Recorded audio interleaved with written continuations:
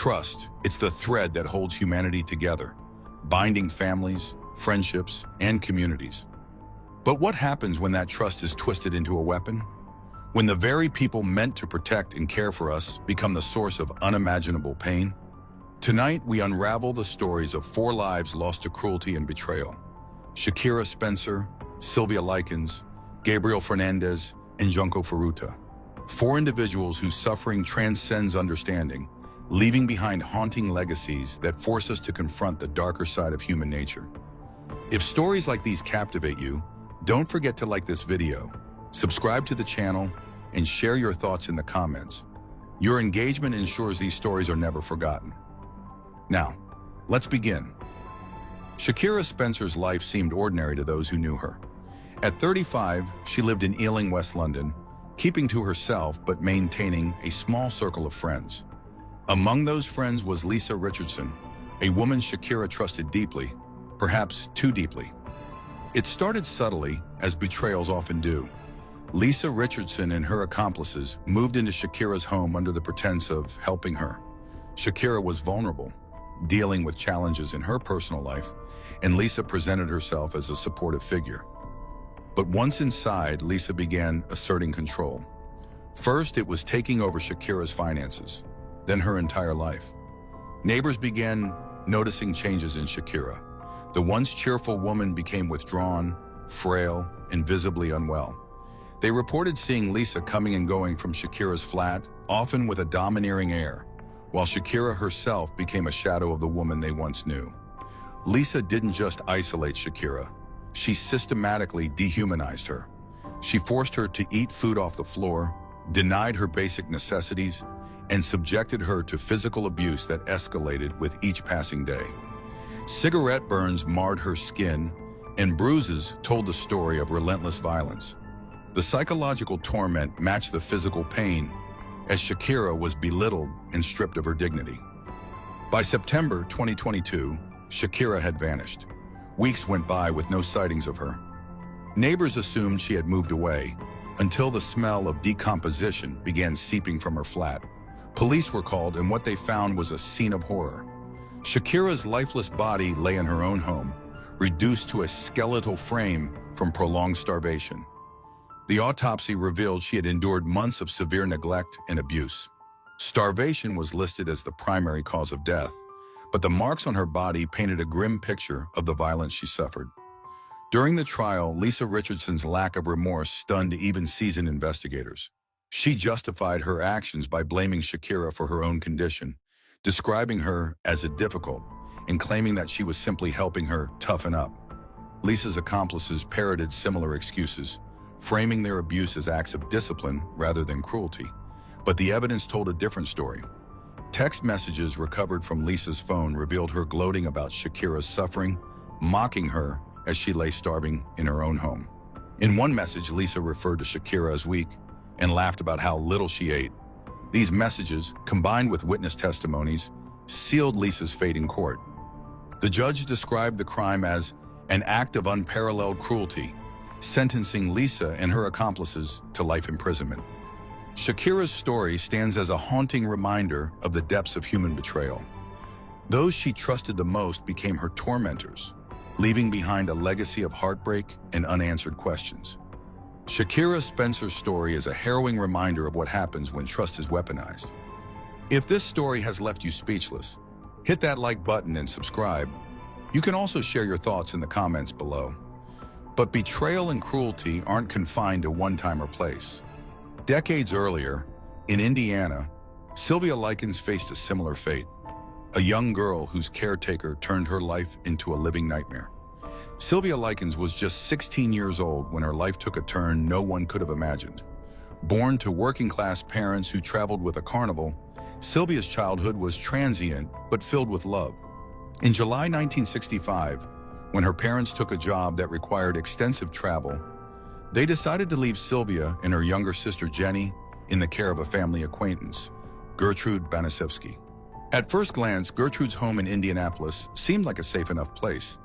A single mother of 7, she agreed to care for the girls in exchange for $20 a week. But Gertrude's kindness was a facade, and when the first payment arrived late, the mask slipped. Gertrude began punishing Sylvia for what she perceived as the family's failures. The punishment started small, yelling, scolding, and restricting meals. But as days turned into weeks, her anger grew, and Sylvia became the primary target of her frustration. Gertrude's abuse escalated to physical violence, and soon her children joined in. It wasn't long before neighborhood kids were also invited to participate, turning Sylvia's suffering into a grotesque spectacle. Sylvia's life became a nightmare. She was slapped, beaten, and burned with cigarettes. Gertrude accused her of promiscuity and made her perform degrading acts to repent. She was often tied up and forced to endure hours of physical and verbal abuse. As Sylvia's health deteriorated, the abuse intensified. Gertrude began locking her in the basement, denying her food and water for days at a time. She was forced to eat her own feces and subjected to humiliations so severe that they defy comprehension. Sylvia's sister, Jenny, was helpless to intervene, threatened by Gertrude to stay silent or face the same fate. One day, Gertrude decided to brand Sylvia. Using a heated needle, she carved the words, "I'm a prostitute and proud of it," into Sylvia's stomach. The pain was unbearable, but the psychological scars cut even deeper. Sylvia begged for help, pleading with anyone who would listen. But neighbors, aware of the screams coming from the Banaszewski home, chose to look the other way. By October 1965, Sylvia's body could no longer endure the relentless abuse. She succumbed to her injuries on October 26th, lying on a filthy mattress in the basement.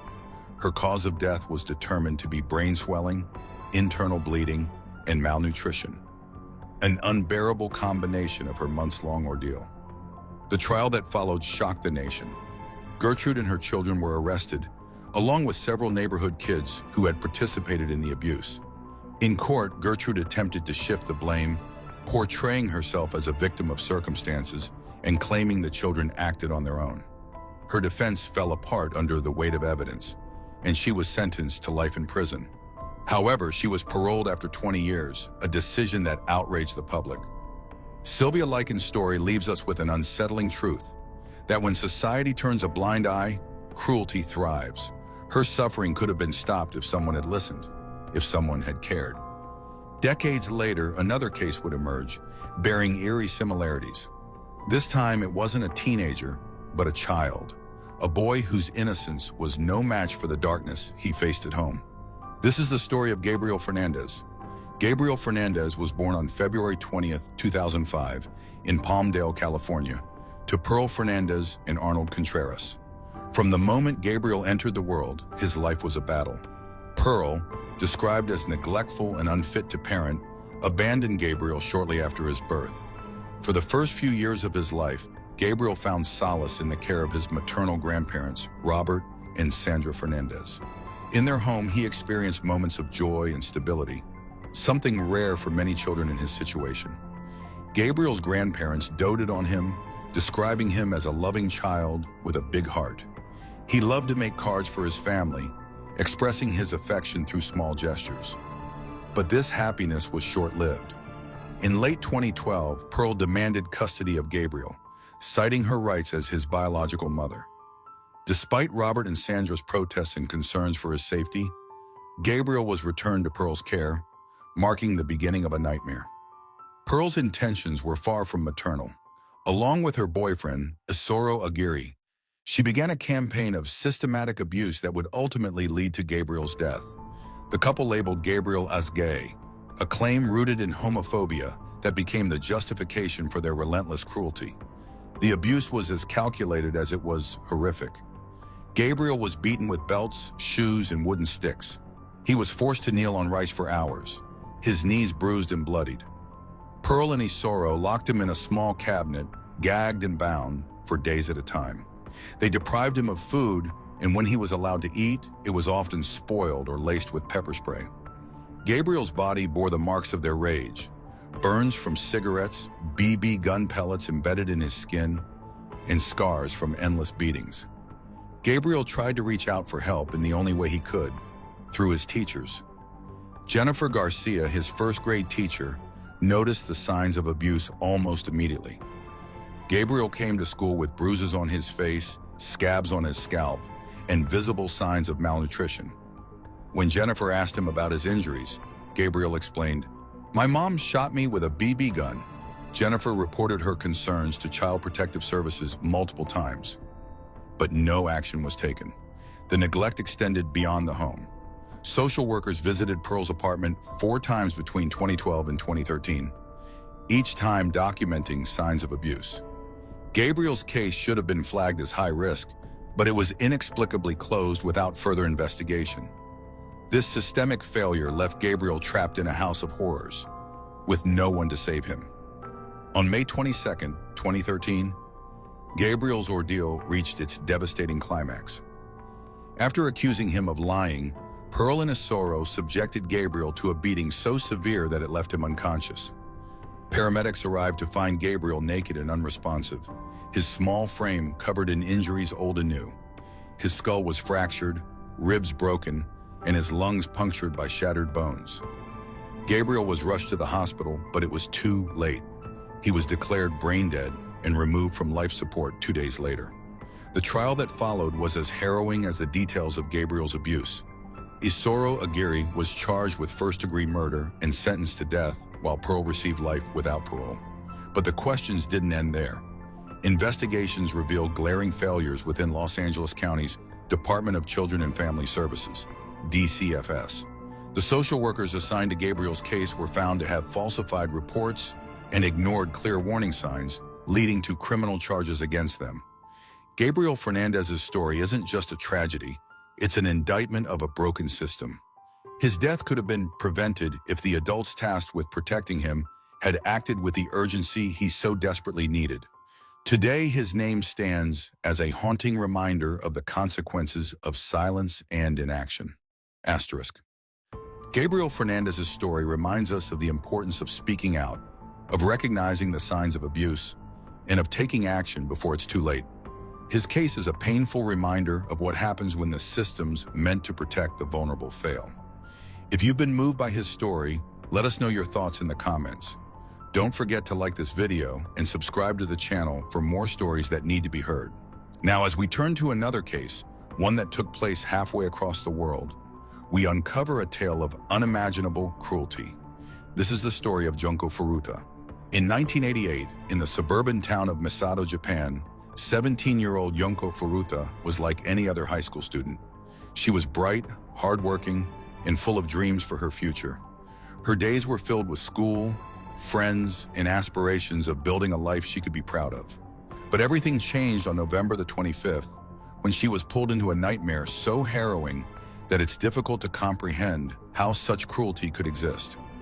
On her way home from school that day, Junko crossed paths with Hiroshi Miyano, a boy she barely knew, but who had been watching her from afar. Hiroshi wasn't a typical teenager. He had ties to the Yakuza and a reputation for violence. When Junko politely rejected his advances, Hiroshi's bruised ego turned into something far darker. That evening, Hiroshi and his friends, Joe Ogura, Yasushi Watanabe, and Nobuharu Minato, devised a plan to make Junko pay for her rejection. Pretending to help her after they forced her to fall from her bike, the boys abducted her and took her to a house owned by Nobuharu's parents. What started as an abduction soon spiraled into something far more sinister. From the moment she entered that house, Junko became a prisoner, subjected to a level of torment that defies belief. For the next 44 days, Junko endured relentless suffering. The boys, driven by a combination of rage, sadism, and a chilling lack of empathy, used her as an object of their entertainment. She was tied up, beaten daily, and repeatedly assaulted. They took pleasure in her pain, forcing her to beg for mercy that they had no intention of granting. Her screams filled the house, but they were ignored. Nobuharu's parents, fully aware of what was happening, chose to stay silent out of fear of Hiroshi's Yakuza connections. As the days dragged on, Junko's body began to give out. The beatings left her unable to walk, and the starvation sapped her strength. Her captors poured hot wax on her skin, burned her legs with lighters, and forced her to eat cockroaches and drink urine. Even in her weakened state, Junko tried to escape.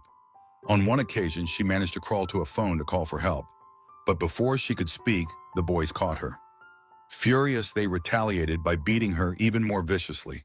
The brutality reached new heights when the boys poured lighter fluid on Junko's legs and set her on fire, laughing as she writhed in agony. Infection set in, and the smell of her decaying flesh filled the room. Yet even as her body failed, Junko's spirit remained resilient. She begged for her captors to end her life, to give her the mercy they had denied her for so long, but they refused, dragging out her suffering for their own twisted pleasure. On January 4th, 1989, after 44 days of unimaginable pain, Junko's body finally gave out. The boys had subjected her to another round of beatings with a barbell, targeting her head and chest until she collapsed. They realized she wasn't breathing, and in a panic, stuffed her body into a 55-gallon drum, filling it with concrete to hide their crime. When her body was discovered weeks later, the details of her ordeal were revealed to the world. The boys were arrested and brought to trial, but their punishment was far from adequate. Due to their ages, they were tried as juveniles, and their sentences were disturbingly lenient. Hiroshi Miyano, the ringleader, was sentenced to just 20 years, while the others received even lighter sentences. Some were released after only a few years, free to continue their lives, while Junko's had been stolen forever. For those who loved her, the pain of her loss was compounded by the knowledge that justice had not been served. Junko's parents, devastated by the details of her suffering, withdrew from the public eye, unable to reconcile the depth of their grief. Shakira Spencer, Sylvia Likens, Gabriel Fernandez, and Junko Furuta. 4 lives, 4 stories, each one a haunting reminder of what happens when trust and innocence are betrayed. Their suffering forces us to confront the harsh realities of human cruelty and the responsibility we all share to prevent such horrors. If these stories moved you, give this video a like, subscribe to the channel, and share your thoughts in the comments. Your voice helps keep these stories alive and ensures they are never forgotten. Thank you for watching Haunt, Fear, Horror, Stories We Dare Not Tell. Stay safe and always remember, the world is not always as it seems.